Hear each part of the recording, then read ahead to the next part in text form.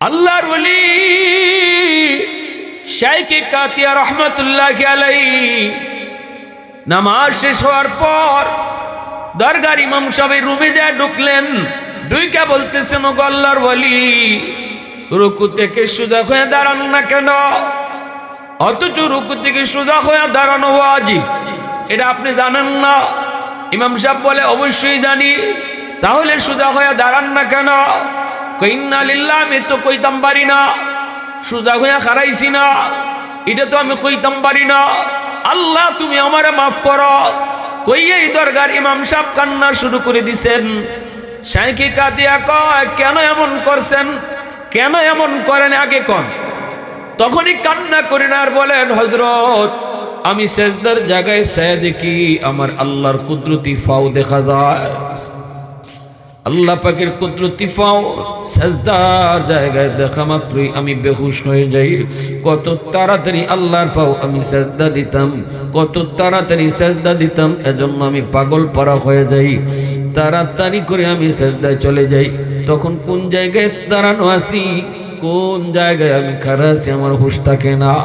আওয়াজ দিয়া কও না সুবহানাল্লাহ, আর একটু জোরে কও না সুবহানাল্লাহ। তাহলে বোঝা গেল নামাজে নামাজে দাঁড়াইলে আল্লাহর লগে কথা কয়। এজন্যই তো মুসা নবী কইছিলেন, ও মালিক, ওই উম্মাহ তোমার লগে কেমনে কথা কইব, কোন ফারগে কথা কইব? আল্লাহ কয় না রে মুসা, এরা কোনো ফার পর্বত যাইতো না। এরা যখনই নামাজে দাঁড়াইব আমি আল্লাহ তার সেজদার জায়গায় হাজির হয়ে যাই এবং আমার লগে বান্দায় কথা কয়। যখন সেজদায় আয় তখন আমি আল্লাহর সাথে কানাকানি করে। আরো আস্তে কও সুবহানাল্লাহ। সেজদায় যখন নামাজি যায় তখন আল্লাহর সাথে কানাকানি হয়। সুবহানাল্লাহ, আওয়াজ দেখো, আরো জোরে কও। এজন্য রাসূল কইছে, সেজদার হালতে আল্লাহর কাছে যা চাইবায় আল্লাহ কবুল করে নেয়। সেজদারত অবস্থায় যা চাইবায় আল্লাহ কবুল করে। ভাইরা বন্ধুরা, এজন্য বলতেছিলাম যুবক,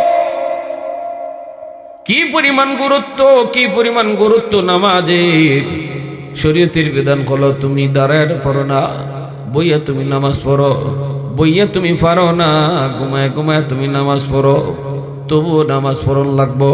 শরীয়তের বিধিবিধান হলো, তুমি যদি এমন কি বাইরা শুনরি, এ যুবক, একজন ডেলিভারি মা, সে তার সন্তান প্রসব হইতেছে। এই অবস্থায় যদি সন্তান প্রসব হওয়ার সময়টাতেও যদি এখনো পুরাপুরি প্রসব হয় নাই, ওই অবস্থায় যদি তার নামাজের ওয়াক্ত চলে যায়, শরীয়ত কয় তখনও তার ইশারায় নামাজ আদায় করন লাগবো। আওয়াজ দেখো সুবহানাল্লাহ। এত গুরুত্ব শরীয়তে, এত গুরুত্ব। পানি পাও না, তায়াম্মুম করো, তবু নামাজ সারা যাবে। পানি পাও না, মাটি দিয়ে ওযু করে লাও, তবু আল্লাহ পাক বিধান জারি করেছে নামাজ নামাজ নামাজ নামাজ।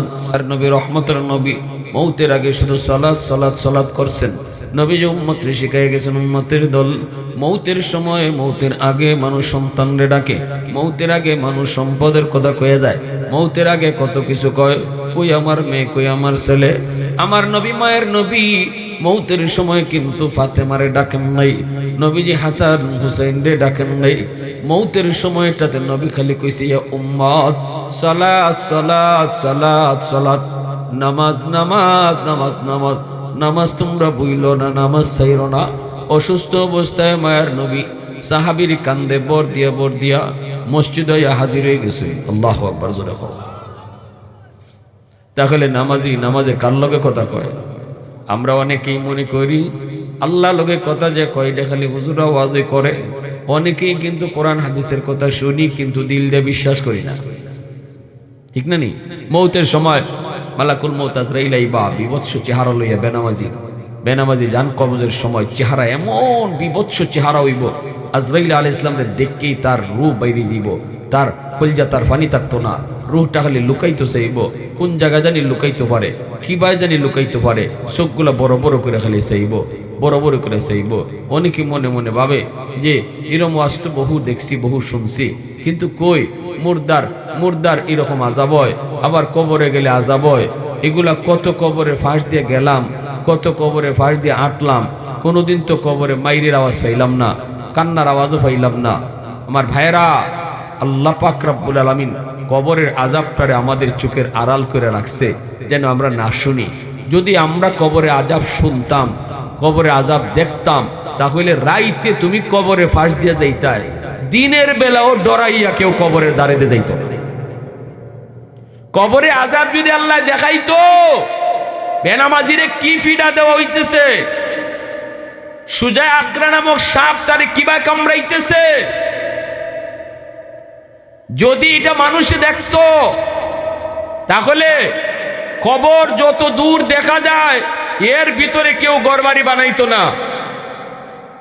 বাপ মারা যাওয়ার পরে লাশ নিয়ে সন্তান কবরে যাইতো না ডরাইয়া, মার লাশ নিয়ে কবরে যাইতো না, কারণ দেখতো কবরে আগুন জ্বলতেছে, সাপকে আগেই বোয়া, এজন্য কেউ লাশ নিয়ে যাইতো না। কবরে আযাব যদি কেউ দেখতো আর কেউ শুনতো, তাহলে বাপ ফেটো যাইতো না। মার আযাব হইতেছে, সন্তান খাইব কেমনে, ব্যবসা বাণিজ্য করবো কেমনে, দুনিয়াদারি বন্ধ হয়ে যাইতো, পুরা দুনিয়া স্টপ হয়ে যাইতো, নিজাম বন্ধ। আল্লাহ দুনিয়ার নিজাম ঠিক রাখার লাগি কবরে আযাব মানুষের আড়াল করে রাখছে, আর নাইলে দুনিয়াতে চলা মুশকিল হয়ে যেত। ঠিক না নিজরে কই ভাই বলেন তো, দুনিয়ার এই জমি কথা কেন, চুপ, একদম চুপ। কবরের এই যে আযাব, এই যে আযাব, এই যে এখানে যদি আজকে আমরা যে জমিনে বসবাস করি, কি আদম আলাইহিস সালাম থেকে এই পর্যন্ত মানুষ দুনিয়াত আইতেছে, কবরে যাইতেছে, আমরা যে এখানে বই রইছি, আপনারা মনে করতেছেন এখানে কবর নাই, মূলত এখানেও কবর আছে। আদম নবীর থেকে দুনিয়ার হায়াত যত বাড়বো, জমিনের কোন জায়গা বাদ থাকবো, কবর ছাড়া। তো কবরে আযাব যদি জারি মানুষ আল্লাহ দেখাইতো, ঘর বানাইতে কই, আর তাই কোন বা, এজন্য কবরে না ঢুকা পর্যন্ত কেউ কবরের আযাব দেখতো না, এটা আল্লাহর নিজাম। এক মাসে বেটা নদীত মাছ ফলাইছে বড়ি দিয়া, এই বড়ি দিয়ে আদার ফলাইছে, মাছ মারতো। আপনারা বড়ি বাননি, আপনারা এটা কি দেখুন, বড়ি বান না, গাঙ্গজে বড়ি ফালায়, আদার দেয় না, আদার কাই দিয়া, অনেক সময় কাই দিয়া মাখাইয়া হিদল দিয়ে দেয় যাতে মাছে গেরান ফাইয়া আয় বড় মাছ। এই যে আদারের ভিতরে একটা বড়ি থাকেনি, ইডেও কিন্তু এরকম আংটা লাগাইল, মাছে খালি খাইব। উপরে এক লোক বসা আছে কোরা লইয়া, একটা সুতা লাগাইল আছে মাথার, পানির উপরে একটা সুটকাটি আছে, মাছে আইয়া টুকা দিলে ওই সুটকাটিটা লড়বো, উপরে যে বুয়া হ্যাঁ টের পাইব যে মাছ আইসই, তাই খাইবার লাগে আইসই, হ্যাঁ রেডি থাকবো। যেই মাত্র আদারটা মুখে দিব, দিয়ে দৌড় দিতে চাইব, সুটকারিটা পানির নিচে যাইব, এমনি এসকা একটা টান দিব। এই টানটা দিলে ওই বড়িটা মাছের গলা ভাতারে হামাইব। ঠিক না নি? সব ঠিক আছে তো? এরমই না নি?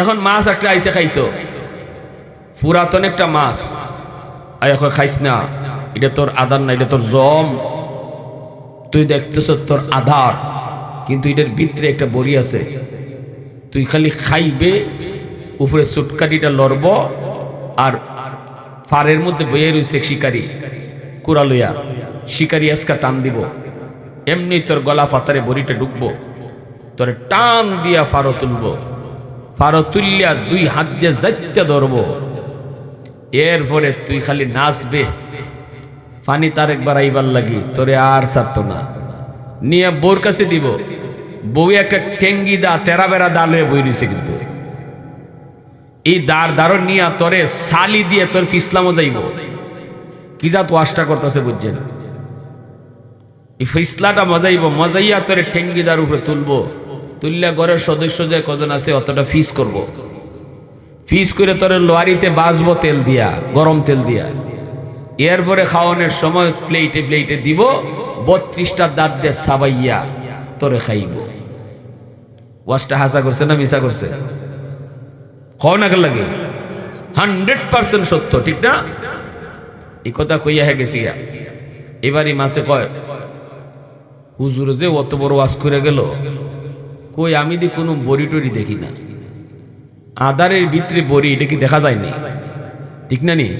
কিছু মানুষ আছে এমন হুজুর আছে অত কবরের ওয়াজ কবরের ওয়াজ কবরে আযাব কবরের ওয়াজ করে, কত রাত কবরে আশেপাশে আইলাম আর গেলাম, কোনোদিন তো কবরের চিল্লাচিল্লি শুনলাম না, ঠিক না নি? অত মাইরের আওয়াজ হইলে তো আওয়াজও পাওয়ার কথা, পাইলাম তো না। এই মাছেও কয় কই আমি তো কোনো বড়ি দেখি না, পানির উপরে চায় চায় দেখো কোনো শিকারিয়ত দেখি না, শিকারিয়ত দেখি না। ও বুঝছি, ইটা কইবই আমারে হরাইয়া তাই নাই খাইতা। কেমন বুঝটা বুঝছে? আমারে হরাইয়া তাই নাই খাইবা, না না তোমারে খাইতে দেবো না, আমি খাই দেবো। এমনি টুকা দিছে, টুকা দিতে পানির উপরে যে সুটকাটিটা আছে লড়ছে নি, মাথুর না খেলে শিকারি যে বইয়ে রয়েছে পারো টের পাইছি নি। এখন আদার মুখ দিয়া যখন দৌড় দিছে সুটকানি পানির তলে ডুবছে নি, শিকারি এসকাটান দিছে নি, টান দিয়া ফারো নিয়ে তুলছে, তুললে যখন যাইতে ধরে তখন মাছে কয় হায় হায় হায় হায় রে, হুজুরে যা কইছিল তা সত্য কইছিল, আমি যা দেখছি ভুল দেখছি, ঠিক না? আমারে আর একটা বার সুযোগ দেও গো, আর জীবনে এই ভুল করতাম না। আসেননি মৌলী বাজারের মনু নদীর কোন শিকারী স্যার তাই আর একবার ফানিত মাস্টারে কইবা কষ্ট করে তোরে ধরছি সারাদিনে, তুই নাচো স্যার যাই করস, তোরে আর সারাসারি নাই। টেঙ্গিদার নিয়ে দিছে, বউ ফিস ফিস করছে, 32টা দাঁত দেশা বয়া খাইছে, বারবার খালি মাছে কইছে বাইয়ে যা কইছিল হাসা কইছিল, হুজুরে যা কইছিল সত্য কইছিল। আরেকটা বার সুযোগ দিবাইনি। যেই মানুষটা হুজুরদের কথাটা শুধু কান দিয়ে শুনলো, একিন করলো না, মরণের সময় যখন মালাকুল মউত আজরাইলের চেহারাটা দেখবো, তখনই কইব হাই রে হুজুরে যা কইছিল ঠিক কইছিল, হাই রে হুজুর যা কইছিল ঠিক কইছিল। কবরে গেলে পরে যখন আযাব হইব তখনও কইব হুজুর যা কইছিল ঠিক কইছিল। হায় আমার আরেকটা বার সুযোগ দিবাইনি গো মালিক, আর জীবনে এই ভুল করতাম না, আর জীবনে এই ভুল করতাম না। দুনিয়া গেলে পরে সেজদা দিয়া মরণ কাটায় দিমু, মরণ পর্যন্ত তোমার সেজদার ভিতরে ভিতরে কাটায় দিমু, গুনাহ করতাম না। বলো তো মরণের পরে এত যতই চিল্লাক আরেকবার সুযোগ পাইবনি? হ্যাঁ, আরেকবার দুনিয়াতে আসার কোনো সুযোগ নাই রে যুবক, একবারই আল্লাহ সুযোগ দেয়, আর বারবার তোমার হুঁশ ফিরায়। উলামায়ে কেরামের জবানের কথা আল্লাহ পাক তোমার কানে ইচ্ছায় অনিচ্ছায় শোনাইতেছে, ঠিক না? জোরে কও, যে ওয়াজ আয় না এর কানো মাইকের আওয়াজ যায়নি না যায় না, আল্লাহ পাক কিন্তু কোনো না কোনো সুরতে তোমার কানে আওয়াজ পৌঁছাইব। মরণের কথা, কবরের কথা, আযাবের কথা, জাহান্নামের কথা, জান্নাতের কথা আল্লাহ তোমার কানে কোনো না কোনো সুরতে পৌঁছাইব। অতএব যুবক একটু খেয়াল করে শোনো, কিয়ামতের ময়দানে আল্লাহ পাক রব্বুল আলামিন হাসরবাসীদেরকে লক্ষ্য করে বলবি, এই হাসরবাসীরা একটু বল বল বল, দুনিয়াতে যারা আমার গোলামি করছে আর যারা আমার গোলামি করছে না, তারা আজকে কার কার লগে থাকতো? হাসরবাসী মানুষগুলা কইব মালিক, এটা তো ইনসাফের জবাব, যে যার গোলামি করছে সে আজকে তার লগেই থাকবে। আল্লাহ পাক বলবেন ঠিক জবাব দিয়েছ, আমি আল্লাহ ছাড়া গায়রুল্লাহর পূজা যতজনে করছো তোমরা তোমাদের মাবুদের সাথে জাহান্নামে চলে যাও। মূর্তি পূজারীরা তখন জাহান্নামে মূর্তির সাথে যাইব, এরকম ভাবে বটগাছ পূজারীরা মাবুদের সাথে জাহান্নামে যাইব, শয়তানের পূজারীরা মাবুদের সাথে জাহান্নামে যাইব, সবাই যার যার মাবুদের সাথে যাইব। কিন্তু একদল মানুষ তোমার আমার মতো যারা আল্লাহর ইবাদত করছে, কোনো বটগাছ টটগাছ গায় আর গাবি আর তুলসী গাছের পূজা না, দুর্গা আর দুর্গার পূজাও করছে না, দরগার পূজাও করছে না, পূজা করছে ইবাদত করছে বন্দেগী করছে কার? এই মানুষগুলা দাঁড়ায় থাকবে, আল্লাহ বলবে বান্দা তোরা কেন দাঁড়ায় আছো? সবাই তো যার যার মাবুদের লগে গেল, তোরা কেন দাঁড়ায় আছো? তোরা কারো না কারো লগে যাও। এই মানুষগুলি কইব মালিক আমরাও তো দুনিয়া একজনের গোলামি করেছি, দুনিয়াতে আমাদেরও একজন মাবুদ ছিল, আমরা যার কদমে সেজদা দিয়েছি, আমরা যদি আমাদের মাবুদরে না পাই যাই মুকার লগে। আল্লাহ পাক তখন বলবে বান্দা তোমরা তোমাদের মাবুদরে দেখলে চিনবাইনি। তখনই মুমিন ইমানদার আমরা আমি আর আপনি কইমু মালিক আমরা আমাদের মাবুদের দেখলে চিনব। আল্লাহ পাক তখন বলবে কেমনে চিনবাই? দুনিয়াতে তোমরা মাবুদরে কোনোদিন দেখছো নি? আমি আর তুমি বলবো না গো মালিক দেখি নাই। আল্লাহ কইব যারে দেখো নাই তারে দেখলে চিনবাই কেমনে? তখনই তারা কইব যদিও আমরা আমাদের মাবুদরে কোনোদিন দেখি নাই, কিন্তু মাবুদের পরিচয় জানি, পরিচিতি জানি। এই পরিচিতিটা পাইলে আর দেখলেই মাবুদরে চিনে ফেলবো। আল্লাহ এবার বলবে তোমাদের মাবুদের পরিচয় কি তা একটু শুনাও। তখনই তুমি আমি কইমু কুল হুয়াল্লাহু আহাদ আল্লাহুস সামাদ লাম ইয়ালিদ ওয়া লাম ইউলাদ ওয়া লাম ইয়াকুল লাহু কুফুয়ান আহাদ। তুমি আর আমি কইমু মালিক আমাদের মাবুদের পরিচয় হলো তিনি একক, তিনি সমাদ। তার কাছে সবাই চায় কিন্তু তিনি কারো কাছে চায় না। লাম ইয়ালিদ ওয়া লাম ইউলাদ, তিনি কারো বাপ নন, তিনি কারো সন্তান নন। ওয়া লাম ইয়াকুল লাহু কুফুয়ান আহাদ, তিনি বেনজির, তিনি বেমিসাল, তার মতো আর কেউ নেই।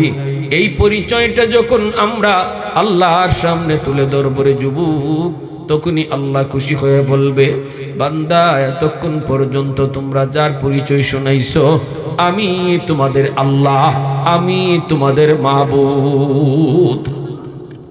আলহামদুলিমান কদ্দারা খাইরাও ওয়া খাবালা, আলহামদুলিমান কদ্দারা খাইরাও ওয়া খাবালা, والشكر لمن صور حسنا وجمالا فرد صمد عن صفة الخلق بريء رب أزلي خلق الخلق كمالا لا ضد ولا ند ولا حد لمولى الآن كما كان ولم يلق زوالا الآن كما كان ولم يلق زوالا।